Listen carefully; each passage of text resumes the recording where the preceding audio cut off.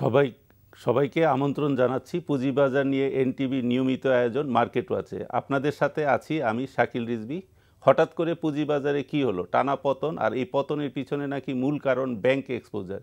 যদি তাই হয় তাহলে গত 2.5 বছর ধরে তো ব্যাংকগুলো অতিরিক্ত বিনিয়োগ সীমার মধ্যে দিয়ে নিয়ে আসার জন্য শেয়ার বিক্রি করছে। এমনকি প্রতিনিয়ত কেন্দ্রীয় ব্যাংকের কাছে ব্যাংকগুলোকে পুঁজিবাজারে বিনিয়োগের বিষয়ে তথ্য দিতে হয়। তাহলে হঠাৎ করে কি এমন হলো যাতে টানা বাজারে পতন অব্যাহত আছে, নাকি বাজারকে কেউ অস্থিতিশীল করতে চায়? এ বিষয়ে আপনাদের মতামত আমরাও জানতে চাই। আমাদের সাথে আজ উপস্থিত আছেন বাংলাদেশ সিকিউরিটি অ্যান্ড এক্সচেঞ্জ কমিশনের সাবেক চেয়ারম্যান ও অর্থনীতিবিদ জনাব ফারুক আহমেদ সিদ্দিকী, আছেন পুঁজিবাজার বিশ্লেষক অধ্যাপক মোহাম্মদ মুসা। দর্শক, আমরা আমাদের অতিথির কাছে আসি। জনাব ফারুক আহমেদ সিদ্দিকী, আপনি তো আমাদের এসিসির সাবেক চেয়ারম্যান। তো আমাদের বর্তমান বাজারে যে এক্সপোজার নিয়ে কিছুদিন ধরে বেশ আলোচনা হচ্ছে, পত্রিকা এবং টিভির মাধ্যমে আমরা দেখতে পাচ্ছি, এবং যেটা এক্সপোজারের একটা সময়সীমা আছে এবং যেটা আগামী 2016 জুলাই পর্যন্ত। যদিও ফিগার অত বড় না, কিন্তু হঠাৎ করে এইটা বেশি আলোচনা হচ্ছে। আপনার কি মনে হয় এই জিনিসটা কি করা উচিত? না দেখেন, ব্যাংকে তো এটা করেছে, যারা ডিপোজিটার আছে ব্যাংকে তাদের সিকিউরিটির জন্য এক্সপোজার লিমিটে নামিয়ে নিয়ে আসা হয়েছে। তো এটা তো আজ না, বেশ কিছু আগেই করা হয়েছে এবং একটা ডেডলাইন দেওয়া হয়েছে, যেটা কিন্তু এখনও প্রায় 8 মাস 9 মাস সময় আছে এখনও। এটা একটা জিনিস, যে এই কারণে এখনও 9 মাস সময় আছে এবং এটা অনেক দিন থেকেই আছে, সবাই জানে, হঠাৎ করে এটা কোনো নতুন কিছু না। 2 নম্বর হচ্ছে যে এক্সপোজার, যেটা 25%-এর বেশি এক্সপোজার কয়টা ব্যাংকে আছে? আমার মনে হয় খুব বেশি ব্যাংকে না, সামান্য কয়েকটি ব্যাংকে থাকতে পারে, এবং সেটার মোট পরিমাণও একটা বিপুল পরিমাণ অঙ্ক হবে বলে আমার মনে হয় না। যদিও এই অঙ্কটা রিলিজ করলে ভালো হতো, বোঝার সুবিধা হতো। সুতরাং এই কারণেই বাজার যে পড়ে যাবে হঠাৎ করে, এইটা আমার কাছে খুব যুক্তিসঙ্গত মনে হচ্ছে না। তবে এই একটা প্লি যে বাজার পড়ে যাচ্ছে, মানে যারা বাজার ম্যানিপুলেট করে, বাজার উঠায়, বাজার নামায়, বাজার নামিয়ে কেনে, আবার বাজার উঠিয়ে বিক্রি করে, এই সমস্ত ম্যানিপুলেটররা একটা কিন্তু ইস্যু খোঁজে, কোনো একটা ইস্যু খোঁজে। তো এমন হতে পারে যে ব্যাংক এক্সপোজারের একটা ইস্যু তারা পেয়ে গেছে এবং এটার মাধ্যমে তারা সাধারণ বিনিয়োগকারীকে হয়তো প্রভাবিত করছে, করে কোনো সময় বাজার উঠাচ্ছে, কোনো সময় নামাচ্ছে। এই জিনিসটা আমার ধারণা যে যদি বাংলাদেশে ব্যাংকের পক্ষ থেকে এটা পরিষ্কার করে দেওয়া হতো যে আসলে টোটাল এক্সপোজার এত পরিমাণ, চাইলে আমরা সব পরিষ্কারভাবে বুঝতে পারতাম যে এটার ইম্প্যাক্ট কী, এবং যদি বাংলাদেশ ব্যাংক থেকে আরও বলে দেওয়া হতো যে এটা আরও 1 বছর এক্সটেন্ড করা হলো বা এটা আর এক্সটেন্ড করা হবে না, একটা ফার্ম একটা কিছু বললে যে এটাকে নিয়ে যে গুজব ছড়ানো, এটার মাধ্যমে যে মার্কেট ম্যানিপুলেট করা, এই জিনিসটা বন্ধ হয়ে যেত। জি, একেবারে যথার্থ বলছেন। যাতে মানুষের যে যারা দুর্বল চিত্তের ইনভেস্টার, তারা তো ভয় পেয়ে যায় কি হচ্ছে। এবং আমি মনে করি যে এই জিনিসটা আপনার সাথে আমি একমত যে ক্লিয়ার করা উচিত, মানে কতটুকু আছে এবং কি করা উচিত, যাতে এটাকে কেউ হাতিয়ার হিসেবে ব্যবহার করতে না পারে। আমার একই মত। আমাদের অধ্যাপক মুসা, আপনি যদি এটার সাথে কিছু অ্যাড করেন। না, আমি আপনাদের সাথে স্পেসিফিক্যালি সাবেক chairman Bangladesh securities and exchange commission, ওনার সাথে আমি একমত যে এক্সপোজারটা কারণ না, হয়তো ওটাকে ব্যবহার করা হচ্ছে।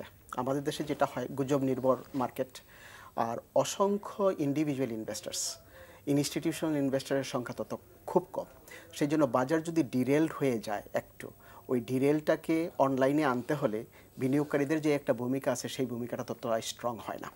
সে কারণে আমরা দেখেছি 2010 সনে বাজার 10 নামা শুরু করেছে, এখন পর্যন্ত এটা নিয়ে আমরা ল্যাঙ্গুইশ করেছি। আপনি যদি সাইড বাই সাইড দেখেন, আমেরিকান বাজার উইদিন 1 ইয়ার এটা ঘুরে দাঁড়িয়েছে, ইন্ডিয়ার বাজার পর্যন্ত ঘুরে দাঁড়িয়েছে। তা আমাদের বাজারের যেই বৈশিষ্ট্যটা আছে, সেই বৈশিষ্ট্যের কারণেই কিন্তু আমরা পারছি না। আমি যেটা মনে করি, আমাদের দেশে ইন্ডিভিজুয়াল ইনভেস্টার্সদের এখন কেনার ক্ষমতা খুব কম। তখন আপনি যেহেতু বাজারের সাথে ওতপ্রোতভাবে জড়িত, আপনি হয়তো আমার চাইতে বেশি ভালো জানেন। দেখবেন আমাদের যারা ইন্ডিভিজুয়াল ইনভেস্টাররা ওভার এক্সপোজড হয়ে গেছিলো, ইন্ডিভিজুয়াল ইনভেস্টার্সদের ওভার এক্সপোজার ছিল, সেই কারণে তাদের অনেকেরই নেগেটিভ ইকুইটি হয়ে গেছে।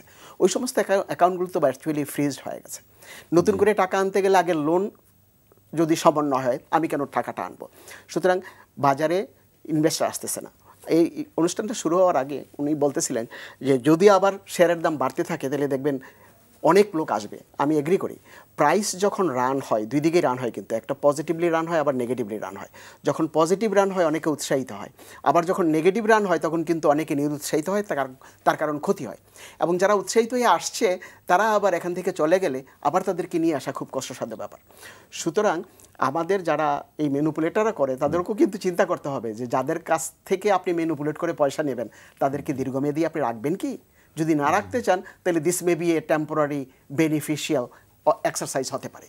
জি, আপনার যে জিনিসটাই হোক না কেন, মানে বাংলাদেশ ব্যাংকের থেকে একটা সঠিক মানে তথ্য দেওয়া উচিত, যাতে মানে কোনোভাবেই যেন প্রাইস তো উঠবে নামবে সেটাই ধর্ম, কিন্তু কথা হলো যে মানে একটা ইস্যুকে যেন মানে ইয়ে করা না হয়, যে একটা ইস্যুকে নিয়ে যেন মার্কেটে আপস এন্ড ডাউন না হয়, সেটা দিকে সতর্ক থাকা উচিত আমাদের সবারই।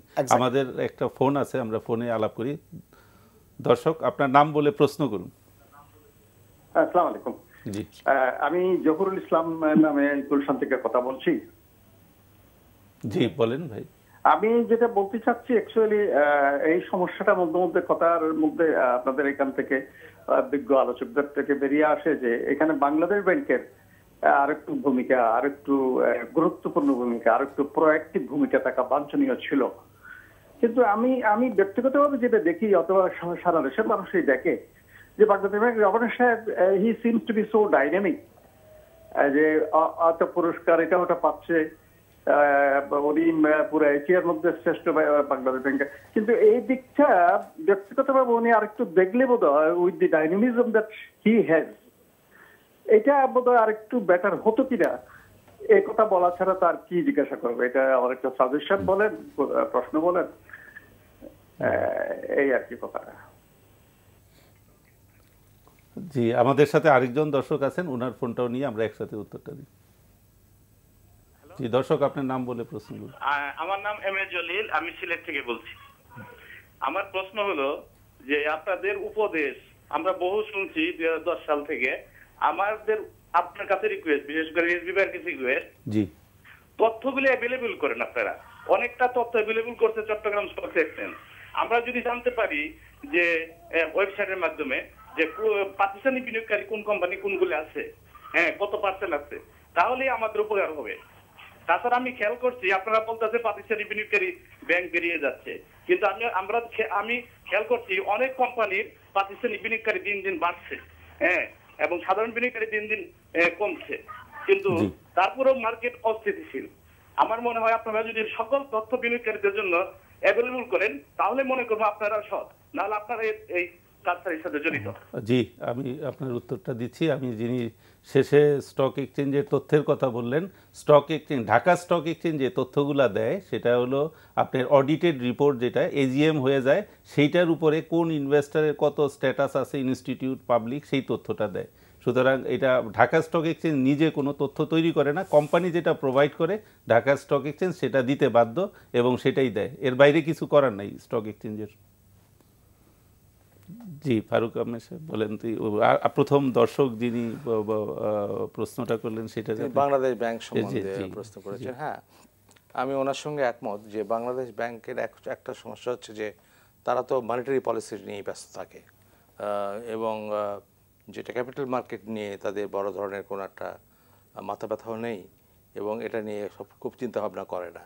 এবং 2010 সালেও যখন অনেক ব্যাংক ওভার এক্সপোজড হয়ে গেছিলো ক্যাপিটাল মার্কেটে, তখনও তারা এদিকে খুব একটা দৃষ্টিপাত করে নাই। আমার মনে হয় ইদানিং কিছু সমন্বয় সভা হচ্ছে, এটা একটা পজিটিভ দিক, এবং আমার মনে হয় আমি আশা করব যে ভবিষ্যতে এসিসি এবং বাংলাদেশ ব্যাংক সম্মিলিতভাবে কাজ করবে, এবং বাংলাদেশ ব্যাংক আরেকটু সহানুভূতিশীল হবে ক্যাপিটাল মার্কেট গ্রোথের দিকে। প্রফেসর সাহেব যেগুলো বলছিল আমি ওনার সঙ্গে অনেক ব্যাপারেই একমত, বেশিরভাগ ব্যাপারেই একমত। তো দু একটা কথা আমার মনে হয় যে তারল্য সংকট, হ্যাঁ এটা একটা কারণ তো বটেই, কিন্তু তারল্য সংকট আমার মনে হয় এই বাজারের মূল সমস্যা নয়। মূল সমস্যা হচ্ছে একটা আস্থার অভাব সৃষ্টি হচ্ছে বিভিন্ন কারণে, এবং সেই আস্থাটা আমাদেরকে ফিরিয়ে না আনতে পারলে আমার কিন্তু বাজার, কারণ এই বাজারে কিন্তু আমরা দেখেছি বেশ কিছুদিন আগে বাজার বেশ পজিটিভ ছিল, তখন তো এই ইন্ডিকেটরগুলোই ছিল, এই লিকুইডিটি ছিল। তবে ওনার সঙ্গে আমি আরেকটা ব্যাপারে একেবারেই একমত যে অনেক নেগেটিভ অ্যাকাউন্ট সৃষ্টি হয়েছে। আমার মনে হয় কয়েক হাজার নেগেটিভ অ্যাকাউন্ট হয়েছে, এগুলো আইডলি পড়ে আছে, এরা পার্টিসিপেট করতে পারছে না, এরা বাজারে লেনদেন করতে পারছে না, এক ধরনের স্থবিরতা দেখা দিয়েছে। এইখানে গভর্নমেন্ট বা এসএসসি কিন্তু গত ৩-৪ বছরে এমন কোনো প্রোঅ্যাক্টিভ রোল দেখিনি যে ওই 900 কোটি টাকা যেটা একটা অ্যাডভান্স দিয়েছিলেন সেটাও ইউটিলাইজ হয় নাই, এটা প্র্যাকটিক্যালি ব্যর্থ হয়েছে এটা। কিন্তু এই দিকে একটা অ্যাটেনশন দিয়ে যদি যে কোনোভাবে এই নেগেটিভ অ্যাকাউন্টগুলোকে যদি সচল করা যেত, তারা যদি লেনদেনে পার্টিসিপেট করার মতো কোনো একটা ব্যবস্থা করা যেত, তাহলে আমার মনে হয় বাজারে একটা উপকার হতো। আমি যে জিনিসটা আপনি বললেন যে লিকুইডিটি কিন্তু আছে, কিন্তু আস্থার অভাবে বাজারে আসতে চাচ্ছে না। এবং যদি আমরা দেখি যে আমাদের এক্সপোর্ট গ্রোথ হচ্ছে, আমাদের রিমিটেন্স বাড়তেছে, তার মানে বাজারে লিকুইডিটি ভালো আছে এবং ইন্টারেস্ট রেট কম আছে। আমাদের শিডিউল ব্যাংকে কিন্তু বহু টাকা পড়ে আছে এবং ইন্টারেস্ট রেটও কম, সঞ্চয়পত্রের সুদের হার কম, সুতরাং বাজারে শেয়ারের প্রাইস কমার কোনো মানে ইয়ে নাই, অর্থনৈতিক কারণে কমার কারণ নাই। কিন্তু কিছু কিছু জায়গায় যে মানে মানুষ ভয় পায় যে সাধারণ ইনভেস্টর যারা, যেমন এক্সপোজারের একটা আতঙ্ক আসে, আসলেই কতটুকু এটা আতঙ্ক, কতটুকু কি এবং কোন জায়গায় এটা শেষ হবে, সেই জিনিসটা রিজলভ করা দরকার। এবং আপনার সাথে আমি একেবারেই একমত, ভালো আস্থা, ভালো একটা পরিবেশ যদি দেয়া যায়, এই মার্কেটের প্রচুর সম্ভাবনা আছে। এবং এবং এবং 1000 কোটি টাকা লেনদেন হয় এবং টোটাল মার্কেট ক্যাপের প্রায় যদি 1%ও ট্রেড হয় তাও 3000 কোটি, 0.5%, যদি 3 লাখ কোটির 0.5% হয় তাও তো 1500 কোটি টাকা। কিন্তু যে ট্রেডিংটা হচ্ছে খুবই কম, যেটা মানে সেই পরিমাণটা খুবই কম। আগেও তো 700-800 কোটি টাকা টার্নওভার ছিল, এই অবস্থাতে ছিল তখন, তার থেকে কোনো পরিবর্তন তো হয়নি। এবং কোম্পানির তো তেমন কোনো পরিবর্তন হয় নাই, যে শুধুমাত্র এবং বরং আরো এফডিআর ইন্টারেস্ট কমছে, অ্যাবসলিউটলি আরো অনুকূল পরিবেশ এসেছে। সুতরাং আস্থাটাই আমার মনে হয় মূল কারণ। সেইটার সাথে আরেকটা জিনিস এখানে আসে, যেমন আমাদের যে আইপিও মার্কেটে যারা অ্যাপ্লাই করে, আগের দিনে যে প্রথা ছিল সেখান থেকে কিন্তু আমরা কিছুটা বিচ্যুতিতে আছি। এবং আসার পরে যেটা আমরা বলতেছি যে 20 টাকা একটা আইপিও আসলো, সেটাও আবার বলতেছি যে এটা এত প্রাইস হওয়া উচিত ছিল না, কিন্তু অ্যাট দ্য সেম টাইম সেটাই আবার আমরা বিনিয়োগকারীরা আবার সেটা 90 টাকা 80 টাকায় কিনতেছি। এবং যারা সেকেন্ডারি মার্কেটে এটা কিনলেন, তারা কিন্তু প্রাইমারিতে যিনি অ্যাপ্লাই করে পেয়েছেন তারাই কিন্তু টাকাগুলো দিয়ে দিচ্ছেন। এবং এই ফ্লোর থেকে একটা আইপিও যখন ট্রেডিং শুরু হয়, ওই দিনই 150-200 কোটি টাকা কিন্তু চলে যাচ্ছে প্রাইমারি যারা অ্যাপ্লাই করছেন তাদের কাছে। তো প্রাইমারি যারা অ্যাপ্লাই করেন তারা কিন্তু সেকেন্ডারি মার্কেটে আসছেন না। তো 10টা আইপিও যদি ফ্লোট হয়, দেখা যাচ্ছে প্রাইমারি মার্কেটে আইপিওতে অ্যাপ্লাই করার জন্য প্রায় 1000, 1200, 1500 কোটি টাকা ওয়েট করতেছে, কিন্তু secondary market is going down. আমার মনে হয় একটা জিনিস পরিষ্কার হওয়া দরকার, যখন এসএসসি কনসেন্ট দিচ্ছে 10 টাকার শেয়ার 30 টাকায় বিক্রি করতে, তার মানে এসএসসি এবং অন্যান্য যারা মার্কেট প্লেয়ার যারা ইনভলভ আছে, তারা মনে করছে যে দিস শেয়ার ইজ ওয়ার্থ 30 টাকা। কিছু হয়তো মার্জিন থাকতে পারে, 35 হতে পারে, 40 হতে পারে, কিন্তু যখন 30 টাকা সেই শেয়ারটা, যেখানে এসএসসি কনসেন্ট দিয়েছে 30 টাকা, সেই শেয়ারটা আমি 100 টাকা কিনবো, তারপর দাম পড়ে গেলে আমি এসএসসি কে দোষ দিব, এই দায়িত্বটা যে 100 টাকায় কিনেছে তাকে নিতেই হবে। এবং সেই কারণে সেকেন্ডারি মার্কেটের যে ট্রেডিং ফ্লোরের যে লিকুইডিটি, সেটাও কিন্তু কমে যাচ্ছে, পর্যায়ক্রমে কমে যাচ্ছে। এবং আরেকটা জিনিস, এখানে যারা আমাদের এখানে যারা মার্জিন লোন নেয়, যারা এক্সপোজারের সাথে যেটা যেহেতু জড়িত, অনেক ইনভেস্টার আছে যারা আগে লোন নিছিল না, তারা নিজেদের মতো করে যখন ট্রেডিং করতো, তার কিন্তু অনেক টাকা লস হইলো, মানে মোটামুটি ফিগার ছিল, যার 1 কোটি টাকা ছিল সে হয়তো লস করলে 20 লাখ টাকা লস করতো, আবার গেইন করতো, কিন্তু এখন দেখা যাচ্ছে সে নিঃস্ব হয়ে গেছে, তার টাকাগুলো চলে গেছে। এখানে শুধু যে শেয়ারের দাম কমছে তাও না, 5 বছরের হিসাব করলে যে রেট অফ ইন্টারেস্ট, এটাও যেটা আমাদের প্রফেসর সাহেব বললেন অনুষ্ঠানের আগে, সেটাও সেই সম্পর্কে উনার কাছ থেকে কিছু জানবো, উনি প্রশ্নটা উত্থাপন করছেন। আমি আগে প্যারালালগুলো দেখি। আমি 1997-এ যখন স্টক মার্কেট ক্র্যাশ করলো আমেরিকাতে, তখন আমি আমেরিকাতে ছিলাম, ক্লাস নিচ্ছি, ইনভেস্টমেন্টের ক্লাস। তখন দেখলাম আমাদের এক প্রফেসর, তখন তো এত বেশি টেকনোলজি ডেভেলপ ছিল না, একটা হ্যান্ড রেডি নিয়ে আসছেন। কথাটা এই জন্য বলছি, ওই দিন হঠাৎ করে আমাদের দেশে যেমন অর্থমন্ত্রী আছেন, ওনাদের হলো সেক্রেটারি, উনি বলে দিলেন যে যারাই মার্জিন লোন নিতে চায় যে কোনো ব্রোকারেজ হাউস যতটা ইচ্ছা ততটা নেবেন, ফেডারেল রিজার্ভ সিস্টেম এটা সাপোর্ট করবে। তার কারণ উই বিলিভ এখন বাজারের অবস্থা খুব খারাপ, এইটা অর্থনৈতিক কারণে না, এটা হলো মানুষের সেন্টিমেন্টের কারণে, এই জায়গায় থাকার কথা না। সুতরাং টাকা ইনজেক্ট করতে হবে, ডিমান্ড ক্রিয়েট করতে হবে। এবং আমাদের দেশে একটা সিস্টেম নেই, ওদের দেশে ওই সিস্টেমটা আছে, সেটা হলো রিপারচেজ অফ স্টক। ইন্ডিভিজুয়াল কোম্পানিগুলো তাদের নিজেদের শেয়ার কিনতে পারেন। অনেক কোম্পানি সাথে সাথে ডিক্লেয়ার দিল যে আমাদের কোম্পানির শেয়ারের দাম এত কম যে আমরা নিজেরাই কিনছি। এই যে টুইন একটা ব্যবস্থা, ওই ব্যবস্থার কারণে কিন্তু বাজারটা 6-7 মাসের মধ্যেই রিকনস্ট্রাক্টেড হয়ে গেছে। আমাদের দেশে দেখবেন আমরা যে সমস্ত জিনিসগুলো করেছি ওই জিনিসগুলো কিন্তু আসলে বাজারে ইফেক্টিভ ডিমান্ড ক্রিয়েট করতে পারে এরকম কোনো ব্যবস্থা আমরা করিনি। তো Bangladesh bank, securities and exchange commission, এবং এখন কিন্তু বাংলাদেশ ব্যাংক বড় প্লেয়ার, কারণ হলো বাংলাদেশের বাণিজ্যিক ব্যাংকগুলো কিন্তু একটা বড় প্লেয়ার হয়ে গেছে আমাদের ক্যাপিটাল মার্কেটে। তখন তাদের সিকিউরিটিজ ফার্মস আছে, তাদের ক্যাপিটাল ইনভেস্টমেন্ট ব্যাংক আছে, মানে মার্চেন্ট ব্যাংকগুলো আছে, তারা মার্জিন লোনের একটা বড় প্রোভাইডার, তারা নিজেরা শেয়ার কেনেন। তো বাংলাদেশ ব্যাংকের রুলের কারণে যদি এই কমার্শিয়াল ব্যাংকগুলোর হাতগুলো বাঁধা থাকে, তারা যদি ফ্রিলি অ্যাক্টিভেট না করতে পারে, যেই নর্মাল ফ্লো অফ ডিমান্ড এই ক্ষেত্রে থেকে আসতে পারতো সেইটা আসে না, কিন্তু না আসার কারণেও কিন্তু বাজারটা একটু কমতে পারে।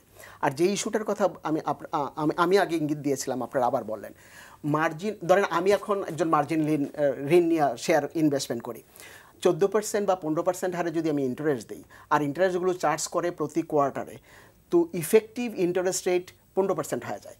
তারপরে আবার ম্যানেজমেন্ট ফি দেই 1%। যদি 16% ইন্টারেস্ট দেই, আমাকে প্রফিট করতে হলে শেয়ার মার্কেটে যে ইনভেস্টমেন্টটা করছি 16%-এর বেশি রিটার্ন আসতে হবে। আমরা তো আশা করতে পারি না যে 16% রিটার্ন দেবে শেয়ার মার্কেট অ্যাভারেজলি। তাহলে কী হবে, আমি লোন নিয়ে যদি আমি শেয়ারে ইনভেস্টমেন্ট করি, এটা আমার জন্য ক্ষতি হবে। এটা অনেক ইনভেস্টাররা বোঝেন না, কিন্তু যারা বোঝেন, যারা বড় ইনভেস্টার, তারা কিন্তু অলরেডি এই লোনগুলো সমন্বয় করে ফেলেছেন। আমি একজন বড় ইনভেস্টারের কথা জানি, সে রিসেন্টলি 4 কোটি টাকার শেয়ার তার পোর্টফোলিও থেকে বিক্রি করে তার সব মার্জিন লোন দিয়ে দিয়েছে। তো ওরকম যদি সবাই মার্জিন লোন যাদের আছে, পজিটিভ আছে ইকুইটি, তারা কি করবেন, তারা এখন লোন ফেরত দেওয়ার জন্য শেয়ার বিক্রি করবেন। ওই কারণেও কিন্তু বাজারে একটা নেতিবাচক প্রভাব পড়বে। তার মানে হচ্ছে কি আপনার বেশি ইন্টারেস্ট নেওয়ার কারণে কাস্টমার যারা ইনভেস্টররা ক্ষতিগ্রস্ত হচ্ছে, এট দ্য সেম টাইম আবার ওই ব্যাংকই কিন্তু ক্ষতিগ্রস্ত হচ্ছে। ব্যাংকও ক্ষতিগ্রস্ত, এখন তারা ব্যবসা পাবে না, তো ব্যবসাও পাবে না, এবং ক্লায়েন্টগুলো যদি লুজার হয় সে তো তারই আবার এটা খেলাপি হয়ে যাচ্ছে। আপনি দেখেন ব্রোকারেজের কথা বলতে হবে, আমি যদি লোন নিয়ে যে ট্রানজাকশনটা করি সেই ট্রানজাকশনের উপর সে কমিশন নেয়, তো সেই কমিশনটা থেকে সে এখন বঞ্চিত হবে। সুদের যে হার, ইন্টারেস্ট রেটটাও একটা ফ্যাক্টর হয়ে গেছে। যদি আমি এফডিআর করি, আমার যদি আপনি 7% দেন ব্যাংক, আমার ইনভেস্টরের কাছে আপনি যদি 14% আদায় করেন, এটা তো টু মাচ হয়ে গেল, টু মাচ হয়ে গেল। এই জায়গাগুলো অ্যাড্রেস করা উচিত এবং সিরিয়াসলি অ্যাড্রেস করা। আপনার সাথে অ্যাড করি, আমরা রিসেন্টলি দেখলাম কি বাণিজ্যিক যেই ঋণগুলো আছে, আমাদের কমার্শিয়াল হাউসগুলো যেগুলো নিচ্ছে, মানে ম্যানুফ্যাকচারাররা নিচ্ছে, তাদের অ্যাভারেজ রেট ছিল 14%, এটা এখন নেমে আসছে 11.5%, 3.5% কিন্তু কমেছে। ইভেন ইন্ডিভিজুয়াল লোনস যেটা আমি বাড়ির জন্য নেই, সেটা ছিল 14-15%, এখন 12%। অ্যাডভার্টিজমেন্ট দিয়ে বলতেছে 12%-এ দিচ্ছে। মার্জিন লোনের ইন্টারেস্ট রেট কমবে না, যদি না কমে থাকে there must be some problem in the system. জনাব ফারুক আহমেদ সিদ্দিকী, আপনি তো এই আলোচনায় শুনলেন এবং আলোচনার বাইরেও অনেক কথা শুনলেন। এখন আমাদের এই মুহূর্তে কি করা উচিত এই পরিস্থিতিগুলা মোকাবেলা করার জন্য, বা যে চ্যালেঞ্জগুলো আছে সেটা সম্পর্কে একটু? আমি যেটা প্রথম থেকে বলছি, এখন একই কথা বলবো, বাজারে যেভাবে হোক আস্থা ফিরিয়ে আনতে হবে, এবং সেই আস্থা ফিরিয়ে নিয়ে আসার জন্য আমার মনে হয় কিছু কিছু জিনিস বলা যায়। যেমন ব্যাংক এক্সপোজার একটা বড় ইস্যু হয়ে গেছে, আসলে বড় ইস্যু না, কিন্তু এটাকে বড় ইস্যু একটা বানানো হয়েছে। সুতরাং এই ব্যাপারে কেন্দ্রীয় ব্যাংক থেকে সুস্পষ্ট একটা ঘোষণা আসা দরকার যে তারা এই ব্যাপারে কি করতে যাচ্ছে। যদি এক্সটেনশন না দেয়, বলে দেওয়া উচিত দেওয়া হবে না, সময় বাড়ানো হবে। এবং ব্যাংকে বোধহয় প্রভিশনিং একটা প্রবলেমও এটা নিয়ে হবে, সেখানেই সেন্ট্রাল ব্যাংক কি নীতি নিবে, এটা এখনই আমার মনে হয় 1 সপ্তাহের মধ্যে এটা স্পষ্ট করা উচিত, 1 নম্বর। 2 নম্বর, এই যে নেগেটিভ অ্যাকাউন্ট হয়ে গেছে কয়েক হাজার, এবং সেগুলো সম্পূর্ণ ইনঅ্যাক্টিভ হয়েছে, বাজারে লেনদেন হচ্ছে না, এই ব্যাপারে কারো কোনো মানে মাথা আছে বলে আমার মনে হচ্ছে না। এই কারণে বেশ কিছু মার্চেন্ট ব্যাংক এবং বেশ কিছু ব্রোকার হাউস একটা তীব্র আর্থিক সংকটের মধ্যে আছে। এই সমস্যাটা কিভাবে সমাধান করা যায় এবং এই এখনভাবে কীভাবে সচল করা যায়, বা এই মার্চেন্ট হাউস ব্যাংকগুলো বা ব্রোকার হাউসগুলোকে আর্থিকভাবে কিভাবে আবার একটা ট্র্যাকে নিয়ে আসা যায়, এই সম্পর্কে সুনির্দিষ্ট একটা নীতিমালা সরকারকে গ্রহণ করা উচিত। নাম্বার 3, যেটা প্রফেসর সাহেব বললেন যে আমার বরোইং রেট কমে গেছে, অন্যান্য সব সেক্টরে আমার লেনদেন রেট আমি কমিয়েছি, সেক্ষেত্রে মার্চেন্ট ব্যাংক বা ব্রোকার হাউসের যে লোনটা মার্জিন লোনটা দেওয়া হয়, সেক্ষেত্রে ব্যাংকগুলো যদি মার্চেন্ট ব্যাংকগুলোকে একটু রেট কমিয়ে দেয়, তাহলে মার্চেন্ট ব্যাংকও ইন টার্ন তাদের যারা ক্লায়েন্ট আছে তাদেরকে মার্জিন লোনটা কমাতে পারে এবং বাজারের লিকুইডিটি তাতে ইমপ্রুভ করতে পারে, এবং তার চেয়ে বড় কথা বাজারে এসব পদক্ষেপে বাজারে একটা আস্থা ফিরিয়ে আনতে পারে। সেই আস্থার জায়গাটাই আমাদের এখন প্রধান। এই আস্থা শব্দটাকে করার জন্য যে কাজটা করা দরকার সেটা হলো যে যেটা বললেন যে ব্যাংকের ইন্টারেস্ট রেট কমে যদি দেওয়া হয়, তাহলে নতুন ফ্রেশ যারা ইনভেস্ট করতে চায়, যে ইন্টারেস্টে যদি আমার দেখা যায় যে আমার যদি এফডিআর ইন্টারেস্ট 7 হয়, যদি 2% বেশি হইতো 9 হইতো, তাহলে নতুন ফ্রেশ অনেকে লোন নেওয়ার জন্য আগ্রহীত। এবং আরেকটা জিনিস হলো যে নতুন কিন্তু অনেকগুলা ব্যাংক আছে এবং অনেকগুলা ব্যাংক এক্সপোজারের বাইরেই আছে, কোনোদিনও বিনিয়োগ করে না, এরকম ব্যাংকও আছে। সেরকম ক্যাপাসিটিও প্রায় 3-4 হাজার কোটি টাকার মতো। সুতরাং মানে যারা নাই তাদেরও আস্থার অভাবেই আসতেছে না, আস্থার অভাবে পারবেন না। জি, অ্যাকচুয়ালি 25%-এর নিচেই বেশিরভাগ ব্যাংক আছে। সুতরাং প্রায় প্রতিটি ব্যাংকেরই সুযোগ আছে ইনভেস্ট করার, কিন্তু এই মার্কেটে তারা ইনভেস্ট করছে না। ওই একই ঘুরে ফিরে একই আস্থার ব্যাপারটা এসে যাচ্ছে। আস্থার। আচ্ছা, আমাদের ফোনে আছেন আমাদের সাবেক ভাইস প্রেসিডেন্ট লালী ভাই, স্টক এক্সচেঞ্জের। লালী ভাই বলেন, আপনার কি প্রশ্ন আছে? আসসালামু আলাইকুম সবাইকে। শাকিল ভাই, আমি যে জিনিসটা বলতে চাচ্ছিলাম সেটা হচ্ছে যে একটা রং সিগন্যাল যেটা আসছে সেটা হলো যে ম্যানিপুলেশন ইত্যাদি কথা বলা হচ্ছে। আমার কথা হলো যে প্রশ্নটা হলো যে একটা তো পয়েন্ট হলো বাংলাদেশ ব্যাংকের একটা এক্সপোজারের ডেট 21শে জুলাই 2016, এইটা একটা ম্যাটার। সেকেন্ড ম্যাটার এবং মেজর যে ম্যাটারটা হলো সেইটাও না। মেজর ম্যাটার হলো যে ক্যাপিটাল মার্কেট এক্সপোজারে যে সকল নন লিস্টেড কোম্পানির যে লোনস গুলো এই ক্যাপিটাল মার্কেট এক্সপোজারে যোগ করা হচ্ছে, এবং এটা বিপুল একটা অঙ্ক। এট দ্য সেম টাইম যে সকল কোম্পানি হয়তো একটা রেমিটেন্স বুথ খুলেছে, সেই জিনিসগুলো এই এক্সপোজারে নিয়ে আসা হচ্ছে। Point is that there should be a clear definition. Capital market exposure should be dealing with the listed companies exposure. One, by definition যে ভুলটা হচ্ছে যে নন লিস্টেড কোম্পানিটা এক্সপোজারে নিয়ে আসা হচ্ছে। দ্বিতীয়ত হলো যে একটা সার্কুলারে যে ভুল রয়ে গেল, যে সার্কুলারে বলা হচ্ছে যে লং টার্ম ইকুইটিটা কিংবা সাবসিডিয়ারির যে ইকুইটিটা দেয়া হয়েছে সেটা পুঁজিবাজার এক্সপোজারে গণা হবে না, কাউন্ট করা হবে না। অথচ যে মেথোডোলজি যে ফরম্যাট দেওয়া হয়েছে সেখানে বলা হচ্ছে যে সেইটা গণনা করা হবে। তো এই যে বেসিক কিছু ভুল রয়ে গেছে, আমরা কোনো সময় কোনোখান থেকে বলতে চাই নাই কিংবা সাজেস্ট করি নাই যে ব্যাংকগুলা তাদের ইনভেস্টমেন্ট বাড়িয়ে দিক, পুঁজিবাজারে টাকা আসুক। All we want to say is যে সেন্ট্রাল ব্যাংকের যে সকল ভুলগুলো আছে এইগুলোকে ডিফাইন করা উচিত। That's all. জি, ধন্যবাদ লালী ভাই, থ্যাংক ইউ। এবং উনি যথার্থই বলছেন যে ডেফিনেশন গুলো আছে, যে বলাগুলো আছে, আবার কন্ট্রাডিকশনও আছে এবং মানে বাংলাদেশ ব্যাংক যেটা মনে করতেছে যারা ইউজার তারা তো বলতেছে অন্যটা। কারণ মূল একটা পয়েন্ট উনি লিস্টেড কোম্পানি হবে না আনলিস্টেড কোম্পানি হবে, সেটা তো আইনে নিশ্চয়ই বলা আছে, আইনের বাইরে তো আমরা যেতে পারবো না। কিন্তু এই যে পয়েন্টটা একটা নিয়ে এসছেন উনি, যে ইকুইটি যেগুলো আছে সাবসিডিয়ারিতে, ইকুইটি কি এক্সপোজার? ইকুইটি তো কখনো এক্সপোজার হওয়া উচিত না। সম্পর্কে বোধহয় একটা ফরম্যাট দেওয়া হয়েছে, ওই ফরম্যাটের মধ্যে বলা আছে ইনক্লুড করতে হবে, ওটা ইনক্লুড করতে হবে। তাহলে এইখানে এই কনফিউশনটা কেন পরিষ্কার করা হচ্ছে না? মানে এটা জরুরি, পরিষ্কার করা জরুরি, যেহেতু এখানে লাখ লাখ বিনিয়োগকারী স্বার্থ সংশ্লিষ্ট। হচ্ছে যে এক্সপোজারে নন লিস্টেড কোম্পানি ধরা হবে কি না হবে, এটা ব্যাংকিং কোম্পানি আইনে নিশ্চয়ই বলা আছে। যেখানে এক্সপোজার করা বলা আছে সেখানে কি শুধু লিস্টেড কোম্পানির কথা বলা হয়েছে, না capital market, stock market, all capital এতে বলা আছে, সেটা দেখতে হবে। এখানে তো আইনে যেটা আছে সেটাই ফলো করতে হবে, এটা নিজেদের কিছু করার কোনো অবকাশ নেই।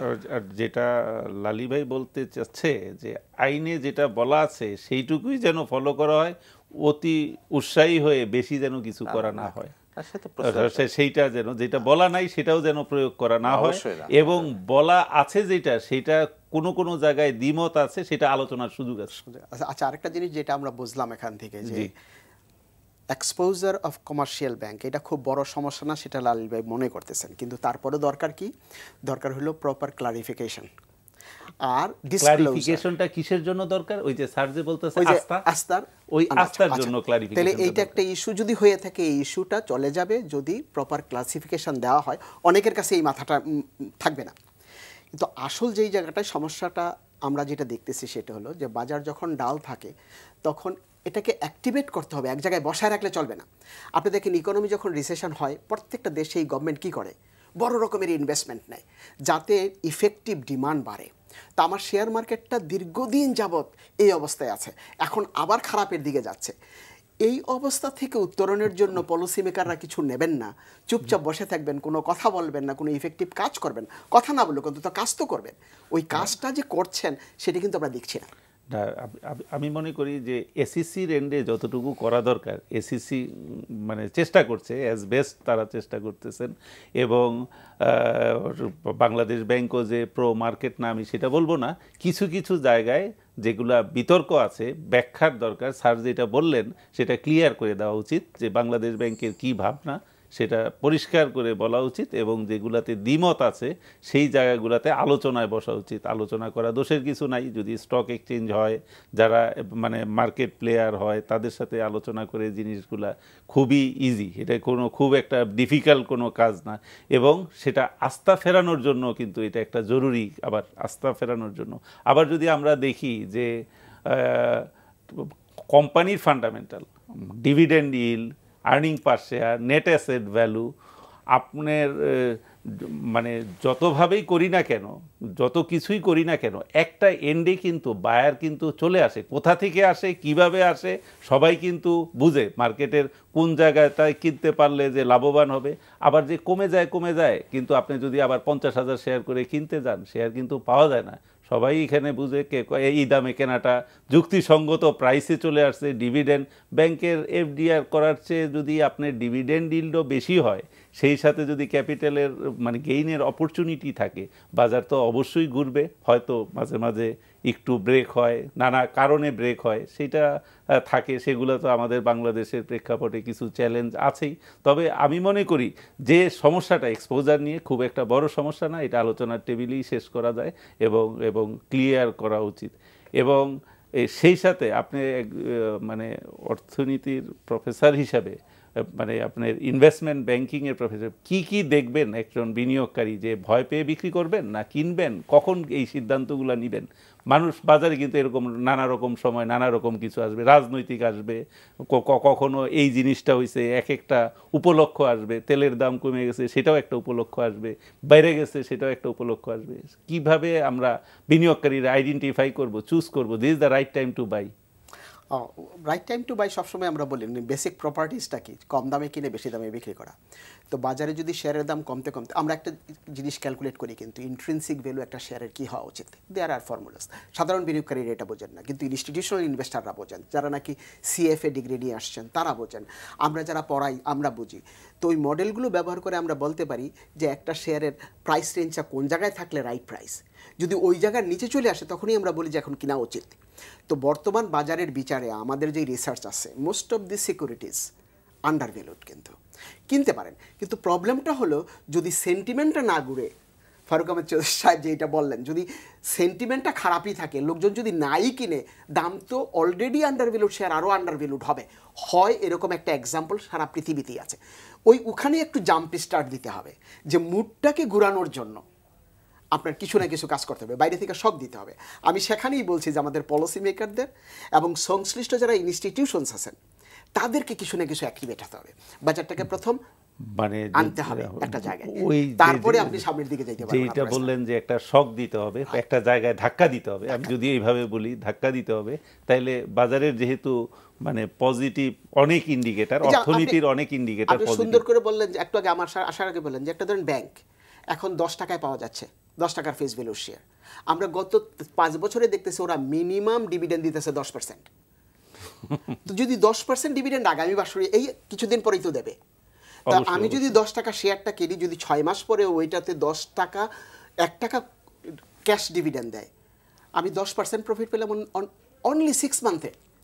মানে তার মানে যে বিনিয়োগ করলে যে এখন যদি ইনভেস্টমেন্ট হিসাবে ইল্ড হিসাবে আমি চিন্তা করি, ডিভিডেন্ড ইল্ড হিসাবে যদি আমি বিনিয়োগ করি, না ট্রেডিংয়ের জন্য না, তারপরে আমি যদি রাখি, যদি মানে বাইরে থেকে আপনি যেটা বলতেছেন যে পোটেনশিয়াল কোনো ধাক্কা বা কোনো উদ্যোগ নিলে হয়তো তাৎক্ষণিক এটার একটা গতি পাবে, লোকজন বুঝে ফেলবে। আর যদি ধাক্কা নাও দেওয়া হয়, এই হেভি পোটেনশিয়াল কিন্তু বেশিক্ষণ আপনি ভয় দেখে কতক্ষণ আপনি 4500-তে কিনবেন, আপনার সবাই তো বুঝে এখানে কেনার লোকও আছে, আপনি ফালান দেখেন কোথায় চলে যায় শেয়ার, আপনি হয়তো ভয় পাইতে পারে। সাধারণ যারা নার্ভ দুর্বল তারা হয়তো ভয় পাইতে পারে। এখানে 20 বছর 25 বছরের মার্কেট প্লেয়ারও আছে, তারাও জানে সিজন রয়ে গেছে, তারা জানে যে এই ভয় কিছু না। আবার যে এইখানেই যে শেষ বাড়া তাও তো না, কেউ বলতে পারে না যে 96-এ যখন 3600 হয়েছিল হাইয়েস্ট ইন্ডেক্স, তারপরে এটা 590 এরকম আসছিল, তার মানে 5 ভাগ হয়েছিল। যিনি 590 বিক্রি করছেন তিনি কখনো চিন্তা করেন নাই যে এটা 8000 ইন্ডেক্সে যাবে। আবার যারা 8000-এর পরে 4000-এ বিক্রি করছেন তারা কিন্তু আবার কখনো চিন্তা করে না এটা যে আবার বাড়বে, তারা নিশ্চয়ই চিন্তা করছে আরো কমবে। তো মানুষ, কিছু লোক ভয় পাবে, কিছু লোক আস্থাশীল হবে, যারা মানে সাহসী, যার ধৈর্য আছে, যার পেশেন্স আছে, সেই টিকবে। তবে যে জায়গাগুলো আমি ফারুক আহমেদ সিদ্দিকীর সাথে একমত, আর যারা মানে আমরা দায়িত্বশীল জায়গায় আছি তাদের উচিত হইল যে জায়গাগুলো ঘোলা ওই জায়গাগুলোকে ক্লিয়ার করে দেওয়া, পরিষ্কার করে দেওয়া। যে প্রশ্নগুলো আসে সেই প্রশ্নগুলোকে পরিষ্কার করে দিলে বিনিয়োগের নতুন বিনিয়োগকারীও পাওয়া যায়। এবং আমি আবার স্যারের কাছে আসবো যে একটা যদি আমরা আজকের আলোচনা থেকে সাম আপ করি, কি কি জিনিস আমরা ইয়ে করতে পারি। সাম আপ যেটা মানে বাজার প্রথম হচ্ছে এমন কিছু হয়ে যায়নি, এটা নিয়ে একেবারে একটা আতঙ্ক বা প্যানিক হওয়ার কিছুই হয়নি। একটা স্টক মার্কেট মাঝে মাঝে বাড়বে, বুলিশ হবে, মাঝে মাঝে বিয়ারিশ হবে, এবং এখন হয়তো একটা বিয়ারিশ ট্রেন্ড হচ্ছে, কিন্তু এমন একটা পর্যায়ে যায়নি যেখানে একটা আতঙ্কিত হওয়ার কোনো কারণ আছে। এরকম হতেই পারে। আবার যারা একটু ধৈর্য আছে ধরে রাখবে, কদিন পর আবার বেড়ে যাবে। আমাদের একটা সমস্যা হচ্ছে যে আমাদের ছোটোখাটো যারা বিনিয়োগকারী, ক্ষুদ্র বিনিয়োগকারী, তাদের ওই ধরে রাখা, হোল্ড করার ক্যাপাসিটিটা কম। এখানে আমাদের একটা প্রধান সমস্যা। যারা একটু দীর্ঘমেয়াদী ইনভেস্টার তারা কিন্তু একটু ভয় পায়নি যে এটা আজকে কমেছে, 3 মাস পর আবার বাড়বে, তাদের কোনো কনসার্নই নাই এই ব্যাপারে। কিন্তু ক্ষুদ্র বিনিয়োগকারীরা যারা অল্প দিনের জন্য কিনে বেশি দিন হোল্ড করতে পারেন অর্থের অভাবে, তাদের জন্য এটা কিন্তু একটা সমস্যা ক্রিয়েট করেছে।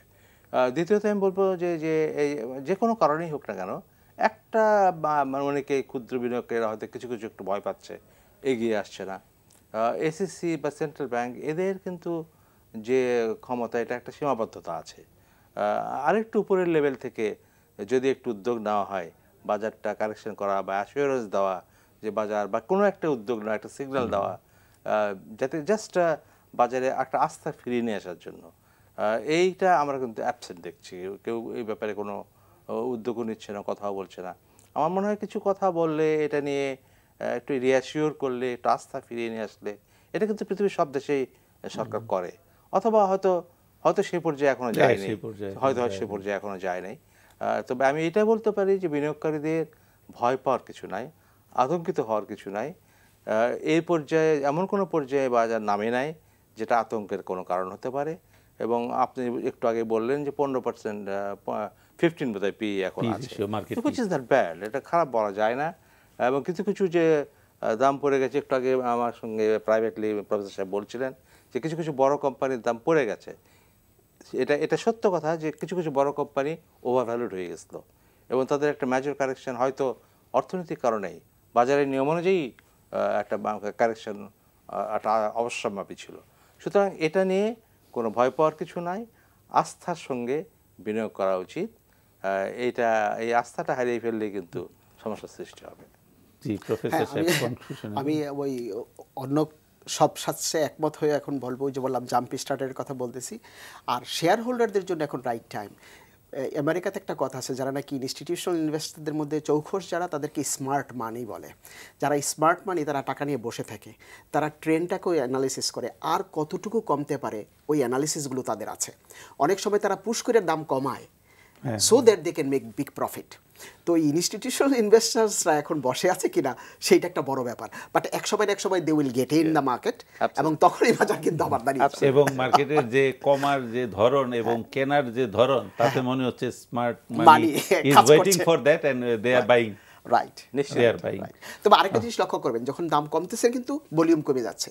তার মানে কি, অনেকে কিন্তু বিক্রি করছে না এই দামে, বিক্রি করছে না। হইলে বিক্রি করলে এটা কিন্তু ভলিউমটা ভালো দিক, আমি ভালো দিকটা বলতেছি। জি, ভলিউম কম হওয়া মানে এই দামে বেচা যে প্যানিকটা বেশি হয়েছে। প্যানিক আসলে না, এটা দুটো দিক থাকতে পারে। বিক্রি করছে না, ধরে রাখতে যাচ্ছে, এই দামে বিক্রি করছে না, কিন্তু এই দামে ক্রেতাও যথেষ্ট নাই, এটাও একটা কারণ হতে পারে। আমার মনে হয় উনি ভালো বলতে পারবেন এটা। না, এখানে দেখা যাচ্ছে যে মানে যে প্রাইসটা হচ্ছে, মনে করেন আগের দিন ছিল 15 টাকা, আজকে 100 শেয়ার বিক্রি করে একটা প্যানিক হইলো 14 টাকা। আমি যখন 14 টাকায় 5000 শেয়ার কিনতে দিচ্ছি, একটা শেয়ারও পাচ্ছি না। তার মানে এটা প্রাইস, মানে ওই প্রাইসে গেলে কিন্তু আবার শেয়ারটা পাওয়া যাচ্ছে না। তার মানে দেখা যাচ্ছে যে এটাতে মানে ওই ধরনের প্যানিক, সেটা একটা ভালো দিক না, সেটা ভালো দিক। আমি সেই জন্যই বলছি যখন উনি যেটা বললেন যে হয়তো বিক্রি করতেছে না বা বিক্রি করতে চাচ্ছে ওই দামে পাচ্ছে না, কিন্তু কম দাম হলে তো বিক্রি করতে পারতো। কিন্তু প্যানিক হয়ে তারা কম দামে বিক্রি করতে চাচ্ছেন না, তারা মনে করছে এটা একটা support price. That is what it is. Absolutely. জি, আপনাদের দুজনকেই ধন্যবাদ আজকে অনুষ্ঠানে আসার জন্য। দর্শক, সময় শেষ, তাই এখানেই শেষ করতে হচ্ছে। আজকের অতিথিরা যে কথাগুলো বললেন, তাতে যদি নীতি নির্ধারক আর বিনিয়োগকারীর সিদ্ধান্ত নিতে কিছুটা হলেও সহায়ক হয়, তাহলে আমাদের এই অনুষ্ঠান সার্থক। এই অনুষ্ঠানটি সহ পুঁজিবাজারের সব খবর জানতে লগ ইন করুন এনটিভির অনলাইন ntvbd.com-এ। আমাদের সাথে থাকার জন্য ধন্যবাদ। আগামীকাল আবার আসছি, সেই পর্যন্ত সবাই ভালো থাকুন, সুস্থ থাকুন। আল্লাহ হাফেজ।